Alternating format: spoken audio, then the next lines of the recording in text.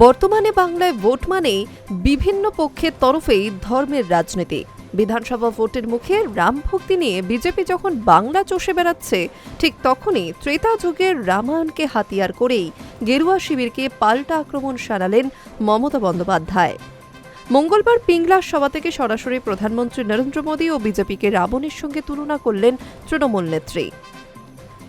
BJP মানেই হরণকারী, এমনই দাবি উঠে এলো তার মুখে। এদিন মমতা বন্দ্যোপাধ্যায়ের ভাষণে উঠে আসে রামায়ণের প্রসঙ্গ। তবে বিজেপির মতো রাম নাম জপ নয়, বরং বিজেপিকে হরণকারী হিসেবে দাগিয়ে দিতে চাইলেন তিনি। মঙ্গলবারের বক্তৃতায় মমতা বন্দ্যোপাধ্যায় বলেন, রাবণ সীতাকে হরণ করেছিল, আর এখনকার এই বিজেপি আপনাদের সব অধিকার হরণ করেছে। আপনাদের 100 দিনের কাজের টাকা হরণ করেছে, ঘর তৈরির টাকা হরণ করেছে, আর এখন হরণ করতে চাইছে আপনাদের গণতান্ত্রিক অধিকার। মমতা বন্দ্যোপাধ্যায়ের লক্ষ্য সেই সাধারণ মানুষ। নির্বাচন কমিশনের কড়া নজরদারির মধ্যেই এদিনের সভা থেকে মমতা মনে করিয়ে দেন, লড়াইটা আসলে আমজনতার সঙ্গে বিজেপির। এখানেই না থেমে কমিশনে বার্নাল পোস্টের বিরুদ্ধেও সুর চড়ান তিনি। নির্বাচনের ঠিক মুখে সোশ্যাল মিডিয়ায় ভাইরাল হওয়া একটি বিতর্কিত পোস্ট এবং নির্বাচন কমিশনের বার্নাল বোরোলিন সংক্রান্ত সার্কুলারকে কেন্দ্র করে মঙ্গলবার রণংদেহী মেজাজে ধরা দেন তৃণমূল সুপ্রিমো।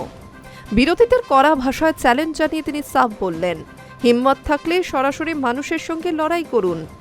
বার্নাল নয়, আইসক্রিম দেব বলছেন মুখ্যমন্ত্রী। তৃণমূল নেত্রীর গলায় এদিন শোনা গিয়েছে চেনা বিদ্রুপের সুর। বিজেপি তথা বিরোধীদের নাম না করে তিনি বলেন, সার্কুলার দেওয়া হয়েছে, সেখানে বার্নাল বোরোলিনের কথা লেখা হয়েছে। কাদের এত ভয় দেখাচ্ছেন? যারা বলছে বার্নাল দিয়ে পুড়িয়ে দেব, বার্নাল রেখে দাও, তাদের বলুন, তোমাদের জন্য আমাদের বার্নাল নয়, আইসক্রিম দেব। রাজনৈতিক মহলের মতে বিজেপির হিন্দুত্বের রাজনীতির পাল্টা দিতে মমতা বন্দ্যোপাধ্যায় অত্যন্ত সচেতনভাবেই এই পৌরাণিক উপমা ব্যবহার করেছেন। রাবণ যেমন সীতাকে হরণ করে লঙ্কায় নিয়ে গিয়েছিল, বিজেপিও তেমনি বাংলার মানুষের হক কেড়ে দিল্লিতে আটকে রেখেছে। এই তথ্যেই ভোটারদের মন পেতে চাইছেন তৃণমূল সুপ্রিমো। Hi news network.